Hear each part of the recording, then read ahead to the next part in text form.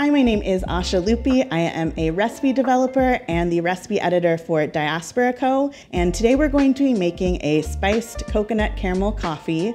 And it's going to be made with a homemade caramel sauce using animali mace, some coconut milk, a little bit of vanilla, and a splash of Bailey's Original Irish Cream, as well as some whipped cream and all the toppings you could imagine. The first thing we have to do is start by making the homemade caramel sauce, so I'm gonna grab some sugar and water and get going. Start by adding the sugar to a saucepan along with a little bit of water.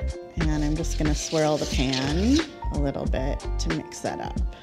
And then while that's dissolving, I am going to grind some of the Diaspora animali mace. This is a cousin to nutmeg. It actually comes from the same plant. Nutmeg is the stone. The mace is on the outside of the nutmeg. The recipe calls for half a teaspoon, but I'm gonna grind a little bit more. It's a little bit more subtle and floral than nutmeg, so it pairs really well with the vanilla and chocolate notes in the Irish cream. So when it's ground, it is this beautiful orange color, and it just smells like pumpkin pie to me. So now our sugar and water is dissolved, and we're just going to let this cook until it's deep amber in color. This is the point where you really want to keep an eye on it because it will go from a beautiful caramel sauce to a burnt, bitter caramel sauce in a matter of seconds. At this point, it smells like a nice nutty caramel. So I'm going to add in the coconut milk and then give this a stir.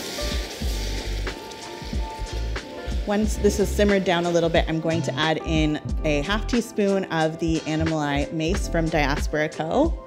And the heat from the caramel sauce will help the spice infuse into the sauce. You can also use other spices from Diaspora. You can use nutmeg. You can also use the Liqueur ginger and play around with the vibe of the caramel. And each one of them plays to a different strength from Bailey's. The ginger adds a gingerbread, almost molasses-like quality to the caramel sauce, a nice dessert after dinner drink. And then the nutmeg and the mace I love for a nice brunch, and then you can have a toppings bar and everyone can whip up their own cocktails. So now I'm going to add in my unsalted butter, as well as a generous pinch of salt to balance out that sweetness, and then a splash of vanilla extract. I'm gonna mix all of this in on low heat, and then we're gonna let everything cool down. And in the meantime, I'm gonna make some coffee, and then we can make our cocktail.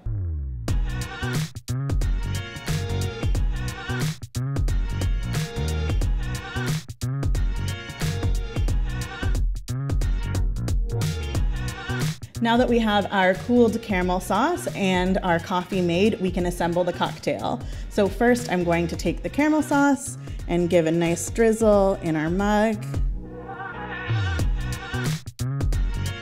Then we're going to add in our coffee.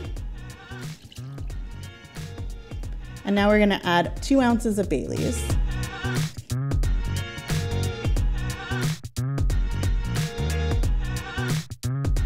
And then on to the fun part, which is the garnish. I'm going to start with a very hearty dose of whipped cream.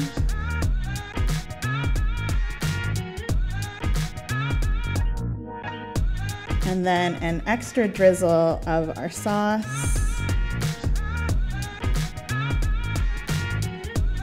You can really do whatever toppings you want, but today I'm going to do some toasted coconut and some candied ginger. And now we can give it a taste.